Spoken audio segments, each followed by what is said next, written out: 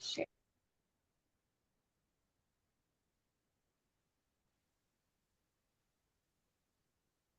Okay, so today's topic is going to be about Deborah.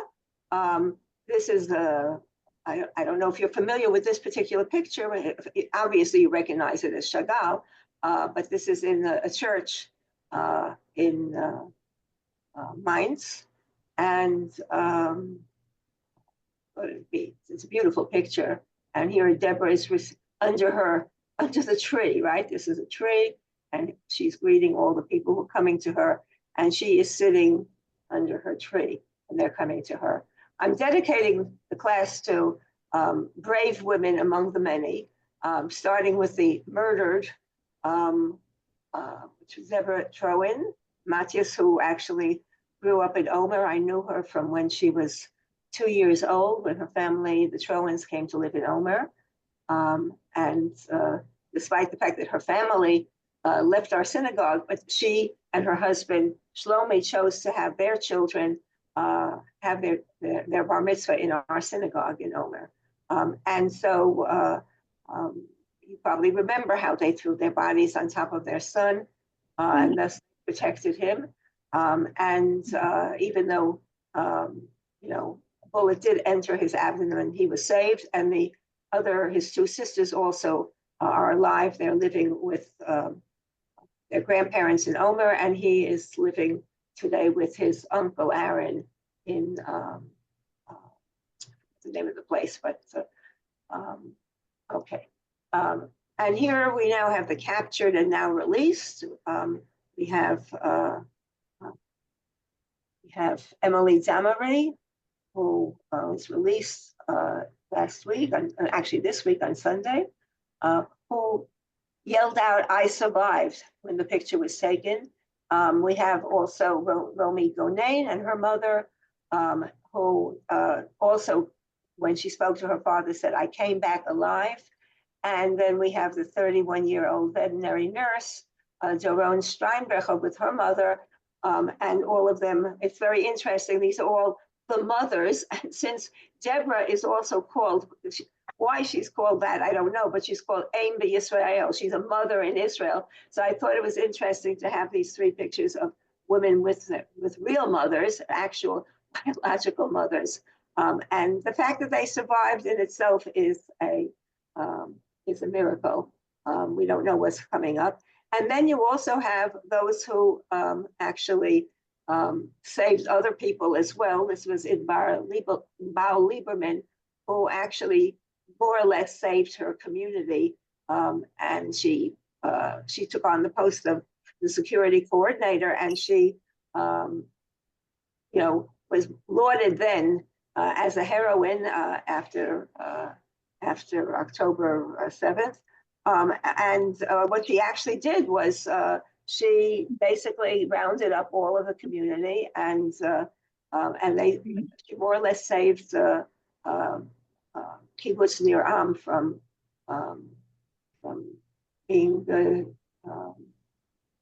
being destroyed.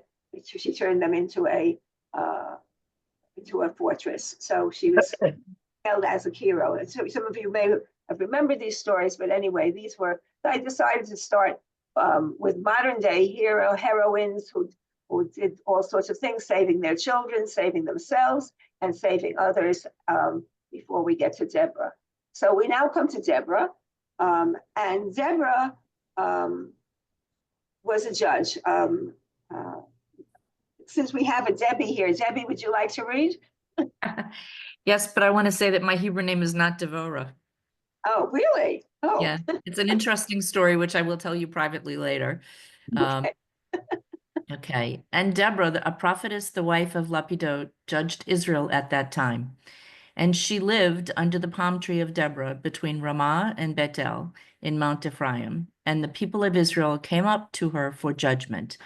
And she sent and called Barak, the son of Abinoam, from Kadesh Naphtali, and said to him, "Has not the Lord God of Israel commanded, saying, Go and gather your men to Mount Tabor, and take with you 10,000 men of the sons of Naphtali and of the sons of Zebulun?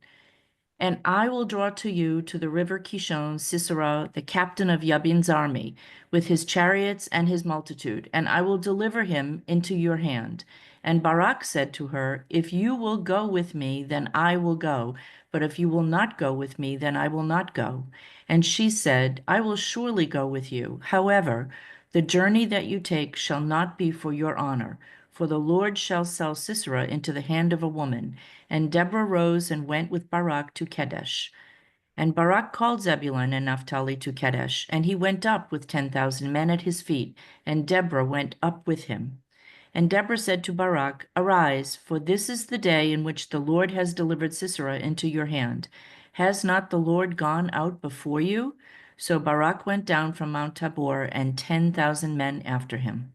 Thank you, Debbie. So you have here something really very interesting. First of all, notice that she is a prophetess. And the question is when it says the wife of Lapidot, I mean, why is it necessary for her to be described as the wife of somebody? And there's a whole bunch of interesting, in the Hebrew is Eshet Lapidot, which does not necessarily have to be the wife of Lapidot.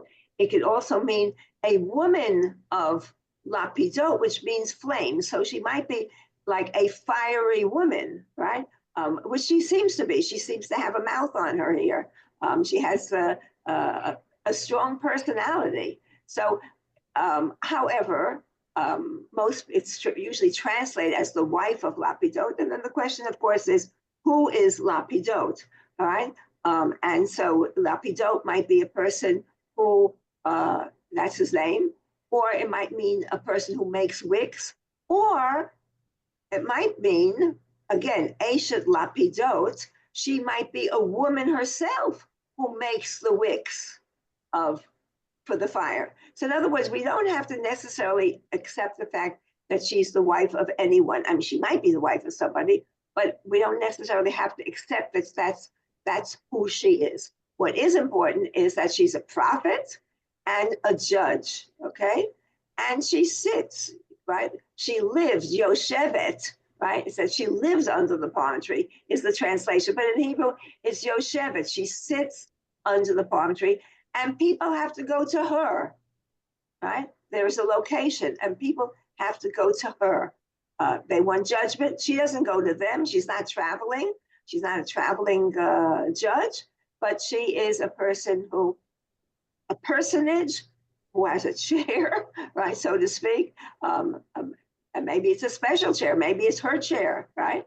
Under a specific palm tree, the palm tree of Deborah, right? It's known, it's placed.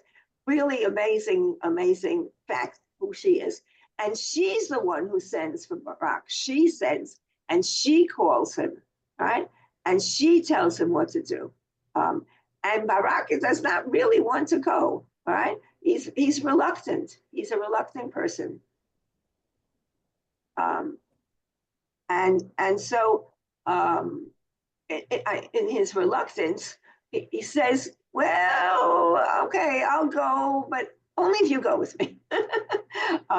And she sort of says to him, she tells him off. She says, okay, I'll go with you, but you should know that people are going to say about you that, whatever success you have in life is because of a woman. Now, not necessarily me, but a woman, all right?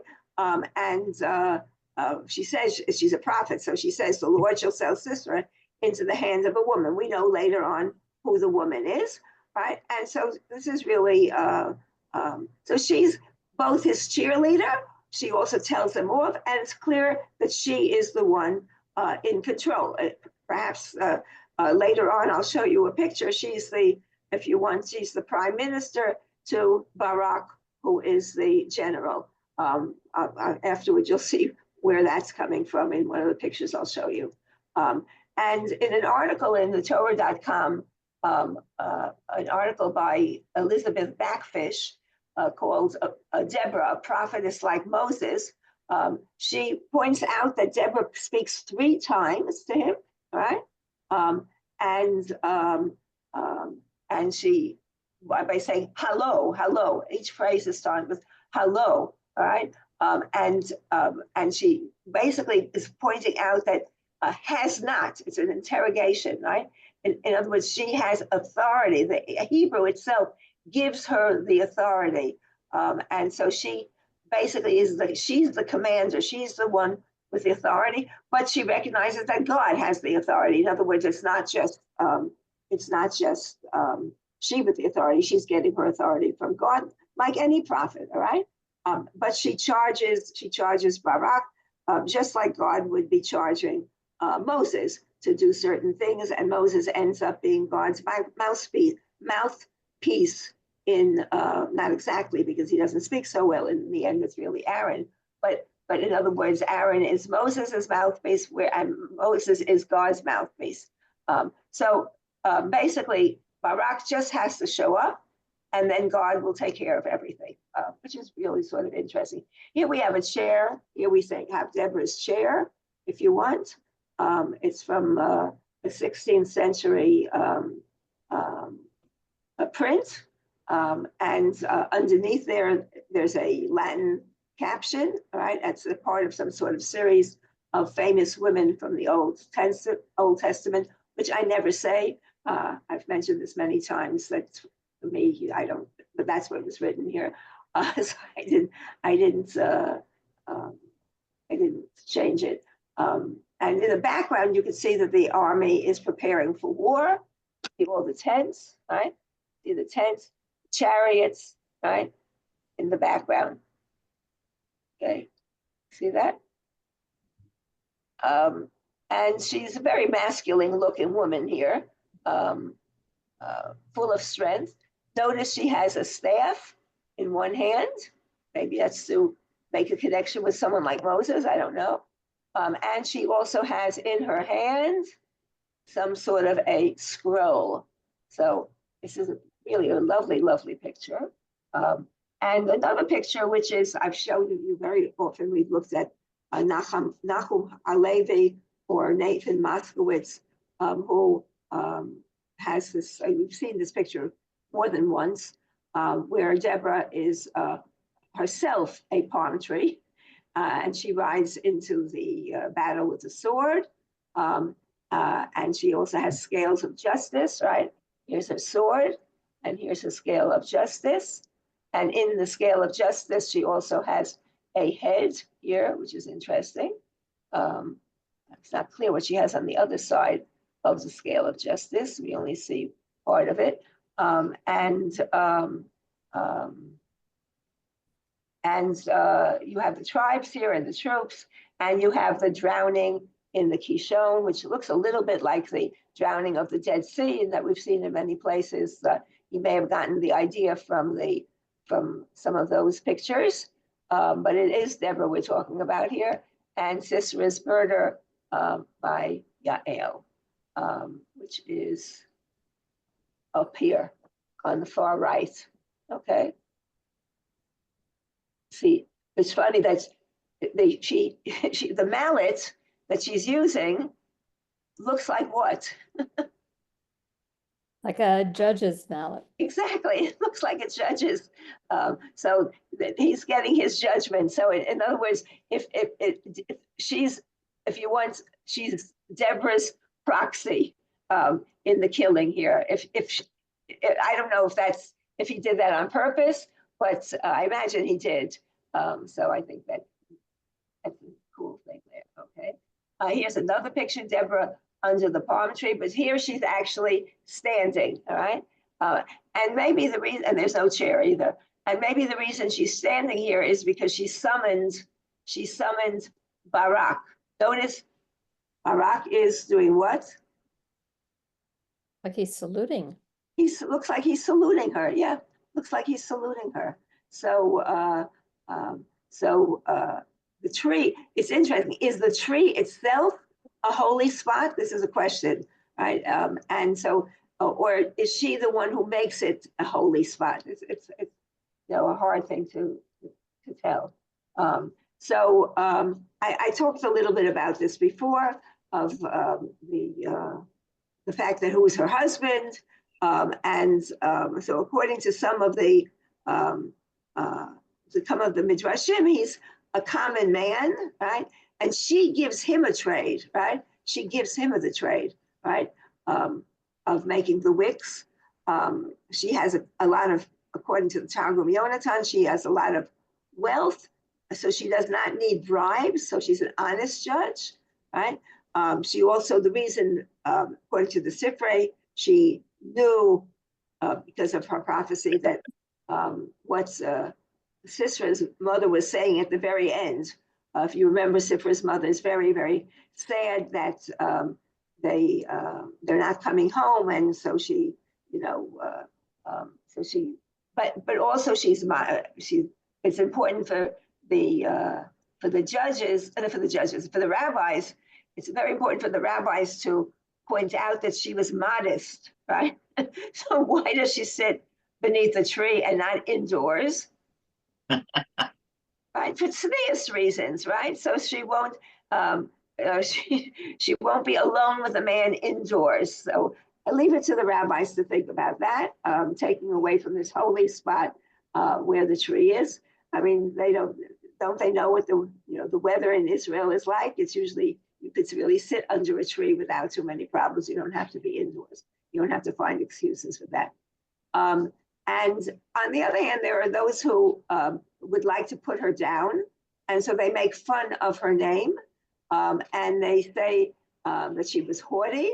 And there were two haughty names, the women. And they take the name Deborah, right, from the word ziburta, which is a hornet. And so they turn her into a hornet and with a sting, right? And so of the hornet, it is written, and she sent and called Barak instead of going to him.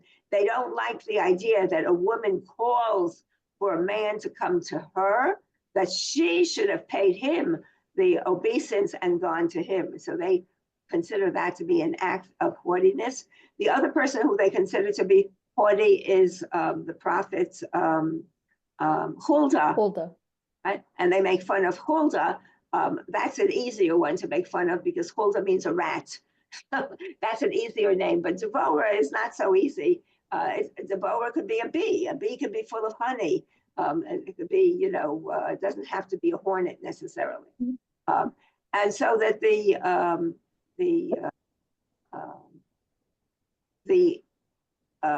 Talmud, again in Pesachim 66b, points out that whoever is boastful, if he is a sage, his wisdom departs from him. If he is a prophet, his prophecy departs from him. If he is a sage, his wisdom departs from him, right? And so we learn this from Deborah, that the prophecy departs from him, rather her. Why? Because in the end, it is written, the rulers ceased in Israel. They ceased until that I arose. Deborah, I arose, a mother in Israel, and it is written, awake, awake, Deborah, awake, awake, utter a song. So they take this idea to show that she was arrogant, all right? And so that she has here, the note here, if you look at the notes, all right? So that after boasting that she was a mother in Israel, she had to be urged to awake and utter song because the prophecy left her. Okay, this would be in the Song of Deborah, which is in chapter 5. Right, so that's really very interesting how they managed to accuse her of being arrogant. Nothing's changed. Men do not like strong women, never did, and she's the only judge in the Bible. There's another person, Noadiah and Huldah, and of course Moses and Samuel are considered to be judges. I'll stop in a minute so we can have some. So this is the song that I was referring to in chapter 5. All right, and so this is some of the words from that song in chapter 5. The whole chapter 5 is interesting, right? We would not necessarily think till delivery ceased in Israel till you arose. We would not necessarily look upon that as being negative, right? But leave it to our rabbinic sources to think of that as something negative. We'll come back to this map in a minute just to give us some sense of the battle and the fact that a lot of people a lot of tribes decided not to partake of the battle. So let me just stop here so I can breathe a little bit. And if anybody has a little bit of comments here, that anyone would like to add something to. Nothing, no comments? No, everything's clear. Okay. Usually you see something in the pictures that I don't see, but I guess over the years I've learned to see some of the things in the pictures, even with your help. Okay, so we'll go back to sharing. Okay.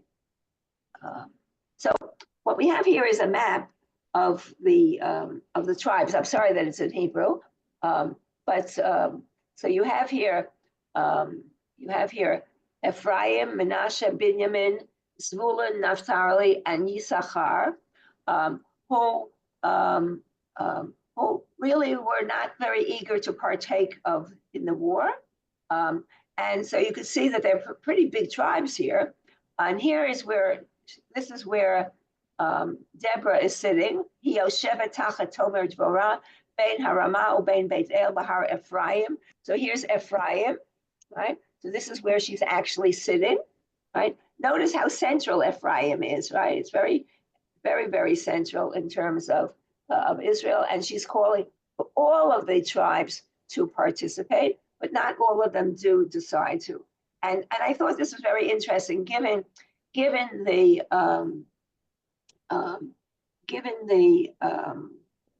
fact that she's also called the mother of Israel, and the fact that that some of the tribes are accused of not participating. For instance, Reuben was accused of not participating, and who else? Dan and Gilad, who's not really a tribe, but Gilad is from where? Gilad is from where? Gilad is Menashe, right? So it's a major tribe, okay? So you have here these clans where she says to them, why did you stay, right? Why did you stay among the sheepfolds, right? Why didn't you join us, right? Why did you tarry? Why did you linger by the ships? Why did you remain at the seacoast and tarry? So she's basically telling them, why did you not join us in the battle, right? And she accuses them so that this war that took place against Sisera, the Canaanites, the war is not, one that everyone joined in, at least according to the song. And the fact that she's called a mother in Israel, she's not a mother, right? It's metaphoric, right? As she goes from one place to another in leadership. The song, which is a very long song, usually we read it on what's called Shabbat Shirah, which is when we read the Song of the Sea. And so those of you who go to the synagogue have to listen to this very long Haftarah. And if you read all of it, it's very long indeed, with archaic Hebrew. But there is no king, right? Well, you have this woman who, together with Barak, bring everyone, out to the war. But they're basically volunteers. So the ones who are volunteers are praised, and the ones who tarry, who are not so eager to come, are there's how do you pronounce the word? She remonstrates them. I don't know what the word is. Norman, you're good at pronunciation. She remonstrating.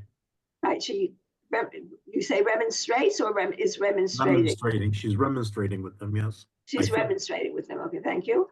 I always love pulling out words from my passive vocabulary that I don't know how to pronounce. Okay, and so she does care about, she cares about her people. She cares about the future. She's a very important personage, right? Despite the attempts of some of the rabbis to put her down.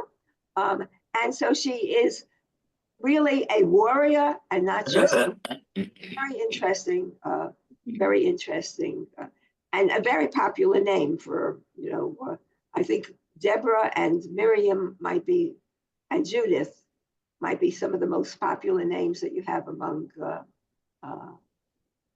people. Here's an interesting picture by Pamela Feldman Hill, who is, what's her name's twin sister, who's written Midrash. Help me, Debbie, rabbi, the Reform rabbi who's written Midrash.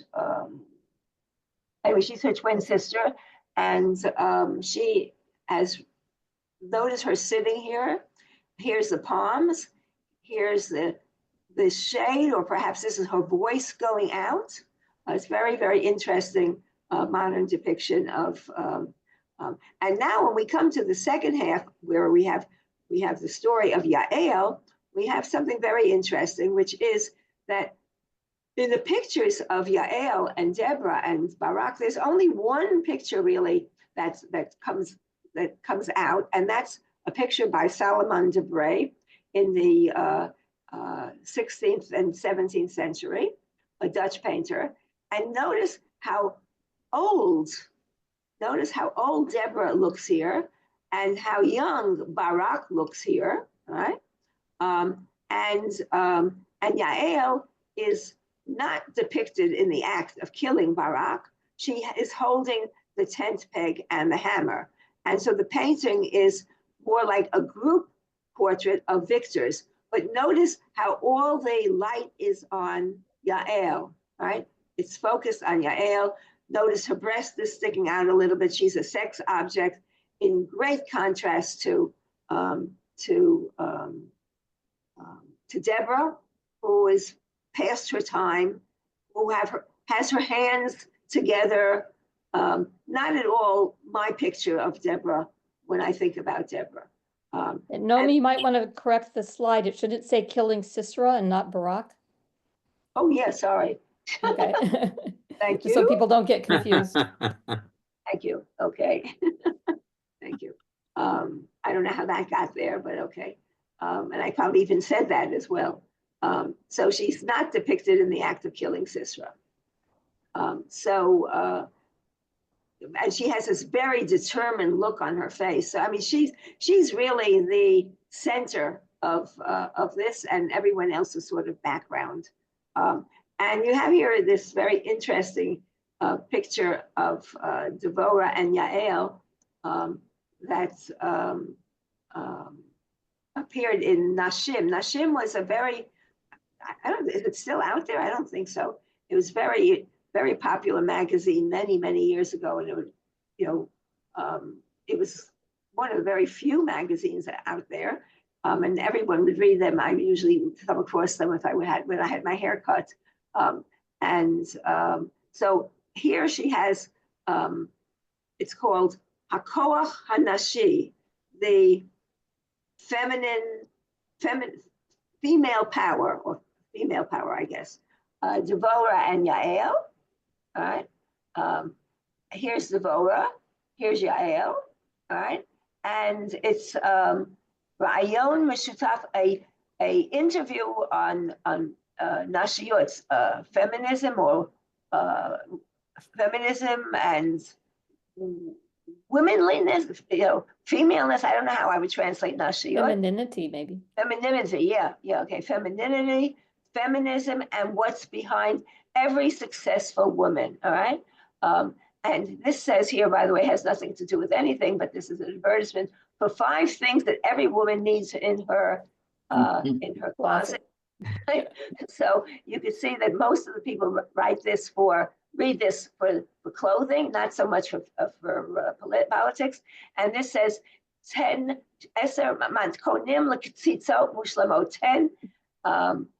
recipes for perfect hamburgers. So this is what's on the cover here. So this is Golda Meir, all right, who is the Deborah, and Yael is Geula Cohen, who founded the Tzchia party, very, very right-wing party. Her son is Tzachi Hanegbi, who's still in politics after all these years. also in the right-wing party. I think he's in the Likud today, and I think he might even be a member, might be a minister, I'm not sure. But he's been in and out almost all the time. And in 1992, she lost her seat in the Likud. But notice from 1974 to 1992, she was in the Knesset, and she was a firebrand. She originally came out of the Lehi from the Irgun, which was the far right organization at the beginning of Israel. So it's a very interesting picture to have Golda Meir be the old woman, right? Of course, the peacemaker, and Geula Kohen as the young woman who's not that young, but they depicted her as being very young during this time period. Okay, before we come to my anybody want to make any comments before we go on? No, you're very quiet, all of you today. No comments. Okay. I could have chosen a different midrash and not my own, but I decided to stick with it. First of all, I'm as I told you, I'm recording these now for posterity. So, but other people have written midrashim about Deborah. I wrote this in 1984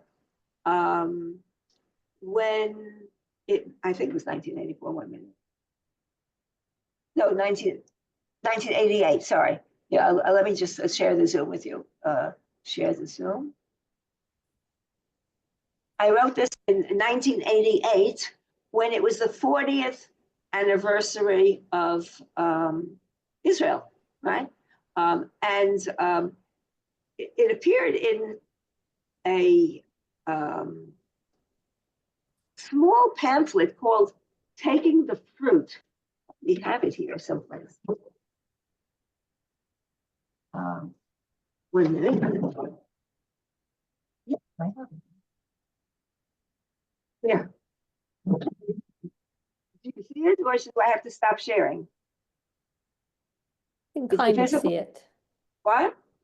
We can see the top of it. Wait, if I make it Yeah. higher, now do you Yeah. see it? Mhm. Okay, so this is, it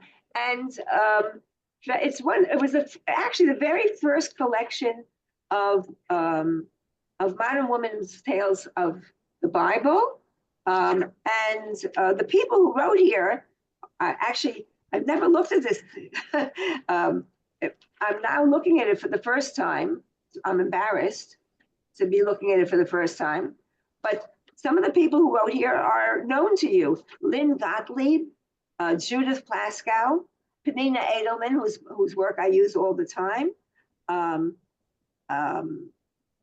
Esther Ticktin. I know the name, but I don't know in what connection. Faith Ragau. Who is Esther Ticktin? I think she's works out of Washington, D.C. or around Maryland, right over there somewhere. Okay. I don't know if she's still alive though.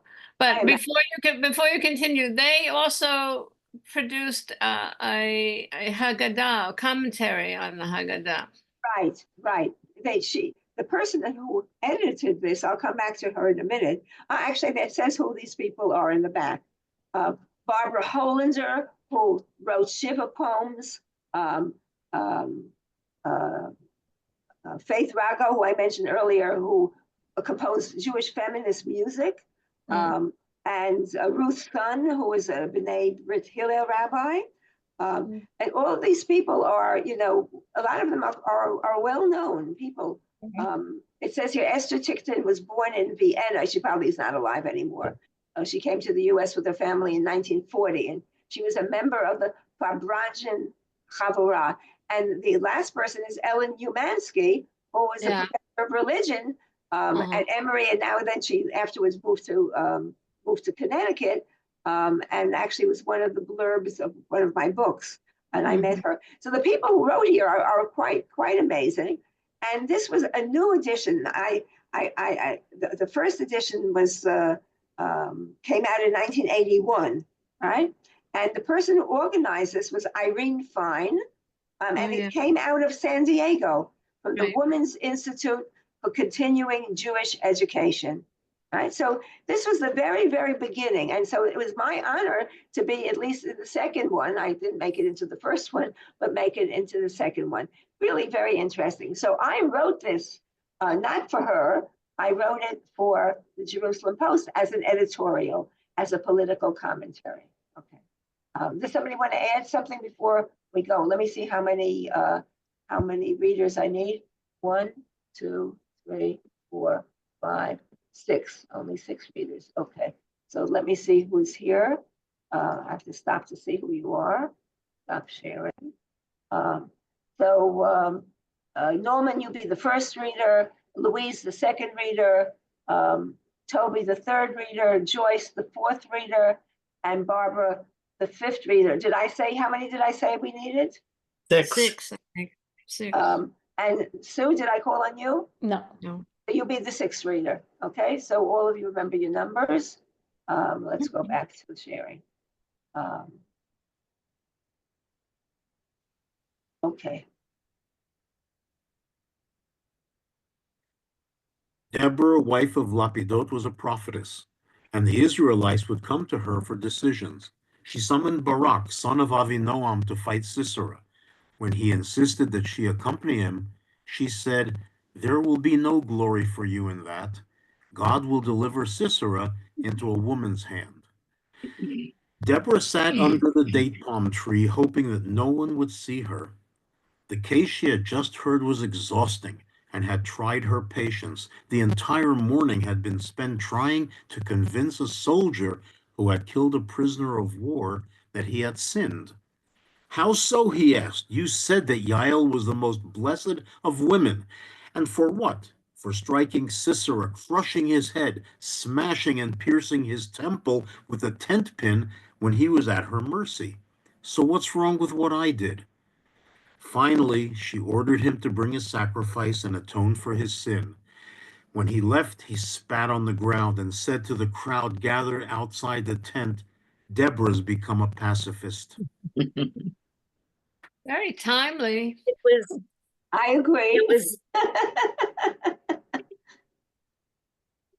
It was inconceivable to them that Deborah, who had once proudly led the people of Israel into battle, could now condemn soldiers for killing prisoners of war. Yet she was. The elders ignored the condemnations at first and continued to refer to her as the conqueress. Yael, however, understood and avoided Deborah. At the same time, still proud of the bloody act which had won her fame in Israel, she declared in public that Deborah had turned into an old woman. "I was young once. To think that Barak and I were equals, at least at first. Then he wouldn't do a thing without consulting me. He said, 'If you will go with me, I will go. If not, neither will I go.' But he changed after our victory. Though he went reluctantly into battle, he quickly forgot who had dragged him to glory. He sang my song too well. I struck up the chant, and Barak dealt with the captives and the division of booty. Later, it became his song and hers, for Yael then decided to become a warrior. Did she think she was imitating me?" Deborah, however, would never go to battle again, not even if Barak called.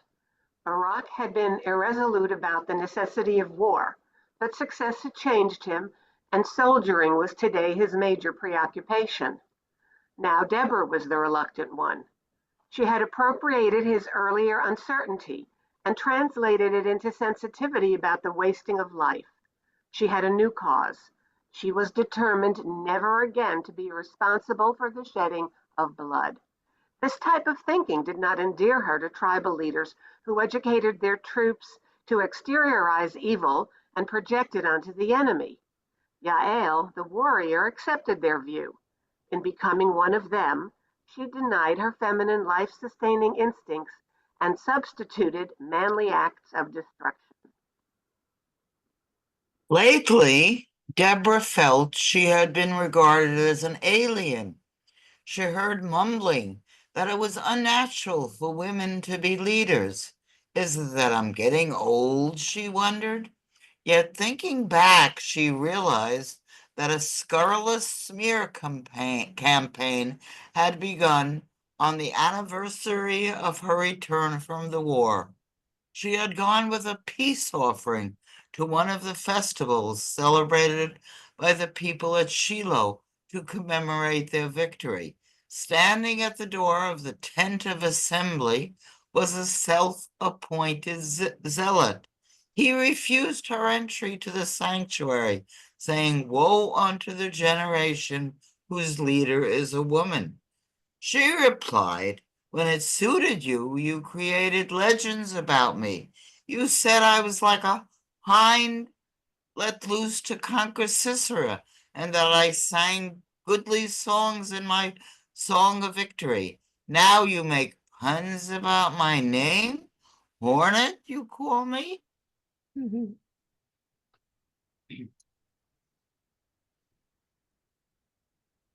There was no bite in her alleged sting. She was convinced that it was unnatural for women to lead men into battle. Moreover, she believed it was wrong to build a society which required men to waste their lives and talents, leading others into battle. If Yael sets the tone for women, who will be left to point out the wasteful and destructive side of war? Her convictions did not sit well with the elders, and they denounced her as an illegitimate prophet. Despite the fact that during Deborah's reign, the land was peaceful, they said peace could not afford peace then. Israel could not. Oh, yeah. Sitting under her date palm in the heat of the day, Deborah wondered if history would treat her kindly. Will they write me out as they did my ancestor Miriam? Or will they let it be known for posterity that I thought war was terrible, that it was a sin to revere heroism, and that I learned the hard way that our enemies' blood was also red? So may all your enemies perish, O Lord, but those who love you shall be as the sun when it rises in its strength. And the land was tranquil 40 years. Obviously, the 40 years is what I took, as the tranquility of, the 40 years anniversary for Deborah. So this was one of the reasons that, and that must have been also the Parshat HaShavua that week in March when I imagine that's what it was. For those of you who don't remember, there was an organization called Shalom Akshav, Peace Now, right? Which sounds very similar to what we're having today. And the people involved in that were Amos Oz, Amir Peretz, Yuli Tamir, Tali Reshev, Janet Aviad, who I actually know her from the seminary. We used to hang out a little bit. She was the same age as me. I think she's living in Israel right now. I think she studied philosophy. Or she's a sociologist. Galia Golan, a very well-known feminist. I don't know if she's still alive. Does anyone know Galia Golan is still alive? Anyway, it was a nonprofit NGO. It was considered to be, radical in its time. It wanted a two-state solution, and it's very, very similar to what we see happening today that we take for granted. Public campaigns, advertisement, petitions, conferences, dialogue groups, street activities, vigils, and demonstrations. Right? Nothing's changed. Nothing's changed. I don't know if they still are in existence today. Does anyone know? Is Shalom Akshav still in existence? Not sure if it is or isn't, but anyway, this was founded in 1978. So this was my reference at the end was the idea of peace now. This is a very, very, very, very, very famous picture of Yael and Sisera by Artemisia Gentileschi, who was raped by one of her father's, if her father was an artist too, by one of her father's students, also an artist. And this is, you could see her revenge right, in getting back at this man who she would see as her rapist. Notice, by the way, what, oh no, I thought, no, I'm sorry. That's what it looked like to me, but maybe yes, maybe no. What do you think? Is this little cuff here at the bottom?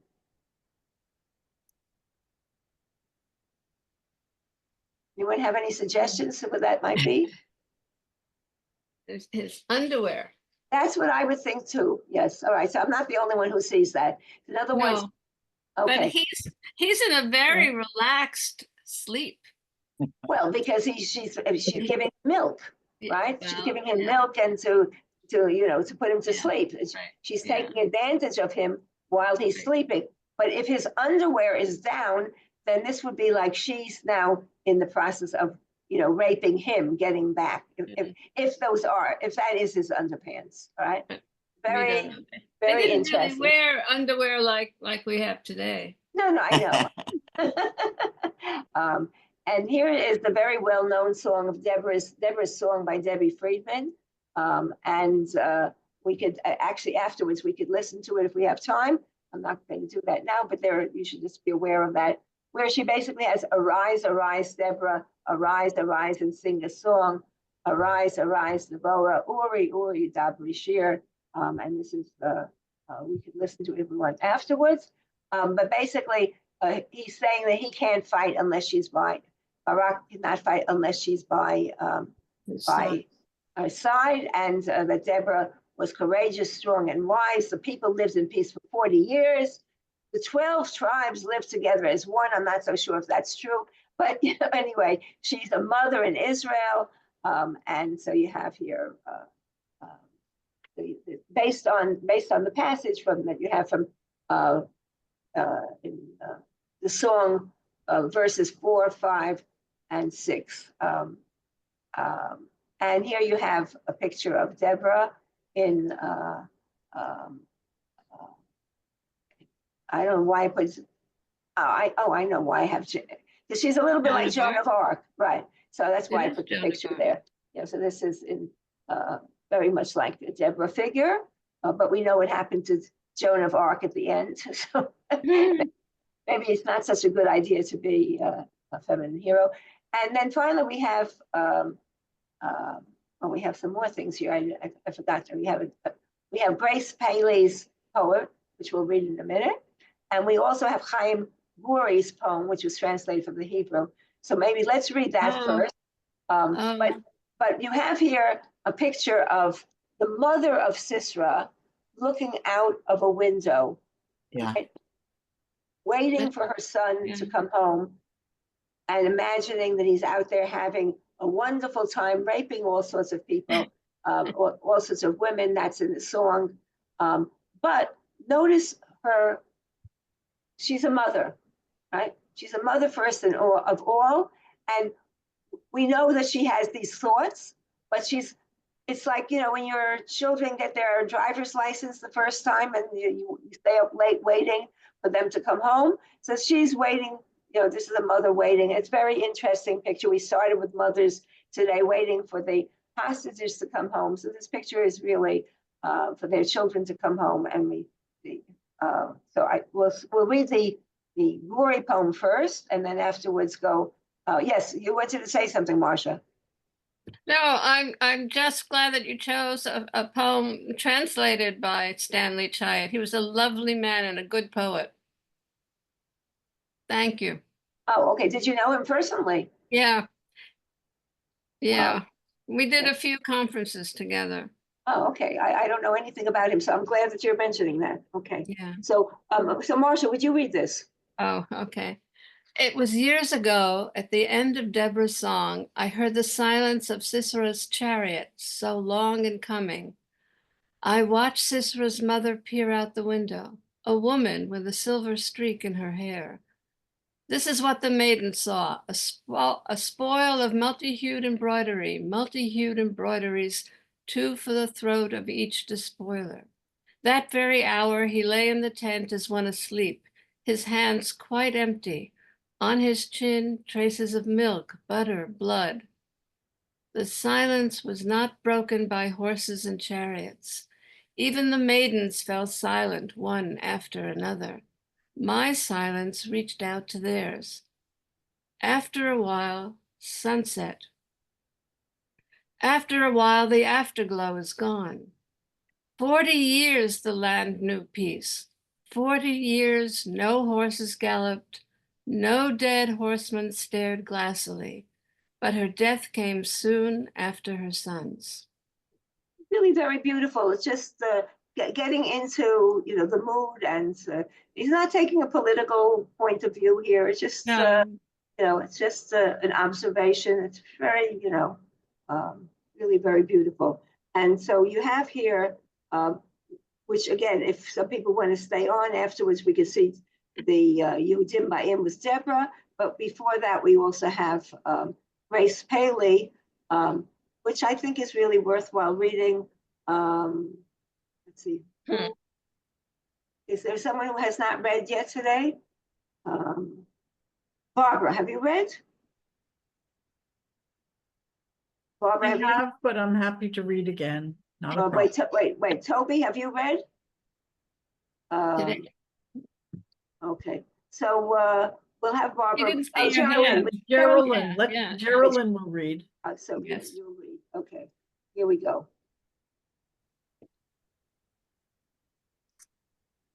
There's a black box. There you go. Okay.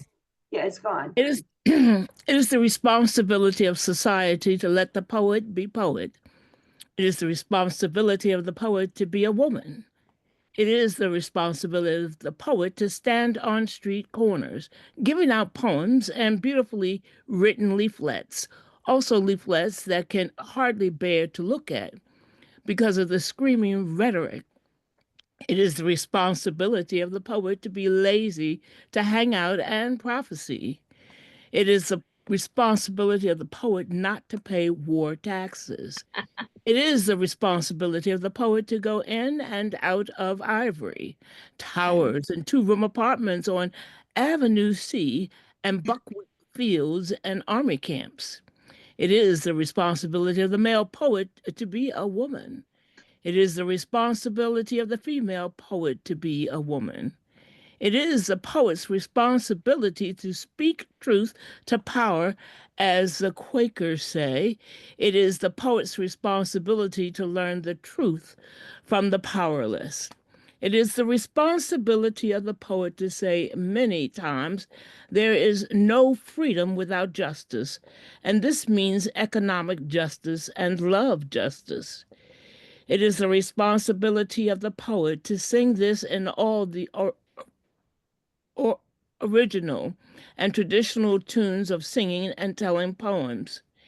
It is the responsibility of the poet to listen to gossip and pass it on in the way storytellers decant the story of life. There is no freedom without fear and bravery. There is no freedom unless earth and air and water continue and children also continue. It is the responsibility of the poet to be a woman, to keep an eye on this world and cry out like Cassandra, but be listened to this time. Wow, that's amazing. Thank you, Geraldine. Yeah. That's an amazing, amazing poem, right? Yeah. So it's a great way to go into whatever greets us next week. And there's all the pain and heartache that's coming up. Plus joy for some people. I mean, we don't know. It's just living in the situation right now is very difficult. Would anyone like to make some comments, or would you like to see you can also hear? I'll stop if you want to. If you have some comments, we'll have them. But if not, those of you who might want to stay on and see some of the things. Yes, Barbara, and then Marcia. Did you also want to say something? Yeah. I just said. Yeah, Barbara. My comment's pretty quick. I love the artwork that you include, and I love looking for little features in the artwork. And I noticed the criticism of Deborah that occurred in some of the artwork, and showing her as an ugly older woman, and showing her with a hook nose. That was in the etching. I thought that was an extreme example compared to the other people in the illustrations. So the artist is having its Yeah. say, or having their say, male or female, having their say in addition to presenting the story of the picture. And also lauding violence. Yes. Yes. And, only old people, don't think that, old people think we shouldn't have violence. Not necessarily, but No, I'm saying in that yeah. picture. The pictures also, Deborah is darker than the other people around her, which is also a comment. Right. I think that the lesson from reading this lesson of history is never throw anything out. Keep your papers in order, because things, I mean, I'm sorting through stuff. I said, oh my God, we did that. And we did that. But you need to have a system where you can then go straight to that when we're having a discussion like this. Yeah. Well, you're telling this to someone a few weeks too late, where we were very occupied with throwing out lots You and threw lots. out? You threw out? Lots. Oh, well, I'm the But- thrower out now. Carl didn't keep so much, but there's a lot of, it's very interesting to go back to history. Oh, for sure. And by the way, what my son salvaged quite a few things. I mean, they're the ones who are the keeper of the future history, Right, yeah. and a lot of things will end up being on the website, on Mike's website in the future. It's good. being currently scanned, but there's a limit to what, No, of course not. And actually, the Blavatsky, one of the good Russian oligarch who has an archives and a museum in New York, they're interested in our archives, and they'll digitize it for us. So you might want to talk to them. okay. The director of the archives happens to be a cousin, so you can mention my name. Okay, that's always good. Protexia is Right. No. We should have the Blavatsky money. That's all I could say, right? Or whatever his name is, right? Anyone else want to comment? So I'm going to stop this now. Let me stop the recording. And yes.